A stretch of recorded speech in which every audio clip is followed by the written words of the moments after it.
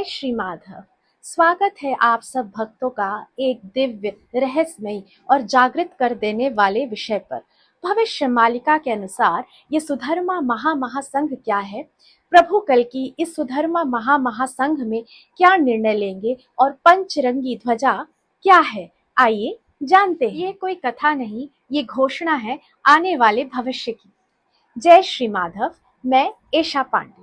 तो आइए आज हम बात करते हैं सुधर्मा महासंघ की स्थापना कैसे होगी। भविष्य मालिका जो संत अच्युतानंद दास जी द्वारा रचित है, उसमें बताया गया है कि सुधर्मा महासंघ की स्थापना कलयुग के अंत में होगी, जब पाप और भ्रष्टाचार चरम सीमा पर होगा, हर जगह अन्याय और असत्य का बोलबाला होगा। तब कल की भगवान धर्म की संस्थापना करेंगे और सुधर्मा महासंघ की स्थापना करेंगे। सुधर्मा महासंघ की स्थापना प्रभु के अंतर्यामी निर्देश से होगी और प्रभु के कुछ चुने हुए भक्त इस सुधर्मा महासंघ का हिस्सा होंगे। प्रभु कल की इस संघ के प्रमुख निर्णायक होंगे और धर्म की संस्थापना के लिए कुछ प्रमुख निर्णय लेंगे।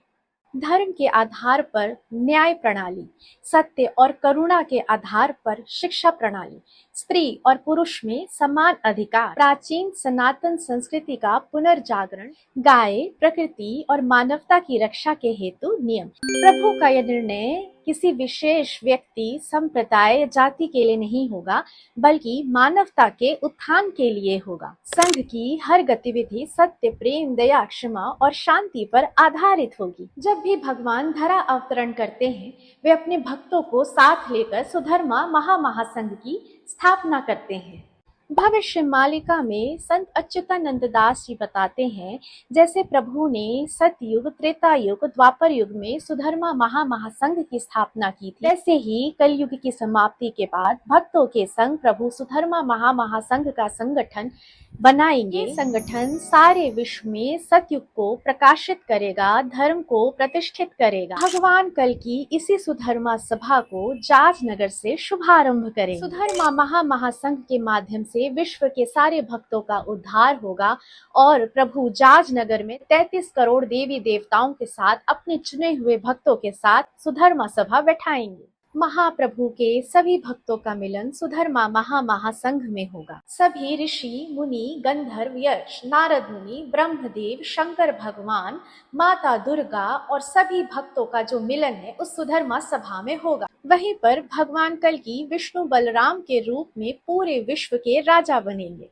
वहीं पर नारद मुनि वीणा वादन करेंगे और ब्रह्मदेव वेद ध्वनि करेंगे। उस सुधर्मा सभा में भगवान कल की ब्रह्मा जी और शंकर जी की उपस्थिति में पूरे विश्व का नया संविधान बनाएंगे। सारे विश्व में राम राज प्रतिष्ठित होगा और सिर्फ सनातन धर्म ही रहेगा। विश्व के सभी लोग सनातन धर्म को मानकर भगवान कल्कि की शरण में रहेंगे। सुधर्मा महासंघ के माध्यम से ही त्रिकाल संध्या धारा का प्रचार पूरे विश्व में होगा। महापुरुष संत अच्युतानंद दास जी अपनी जायफुल मालिका में लिखते हैं कि पूरा विश्व सनातन ही सनातन हो जाएगा और बाकी जो संप्रदाय हैं और पंथ हैं वो सनातन में विलीन हो जाएंगे। पूरे विश्व में कल की भगवान की ध्वजा ही लहराएगी। महापुरुष संत अच्युतानंद दास जी कहते हैं कि कल की भगवान की जो ध्वजा है वो पंचरंगी ध्वजा होगी। सफेद, लाल, हरा, पीला, नीला। ध्वजा के मध्य में एकाक्षर रहेगा।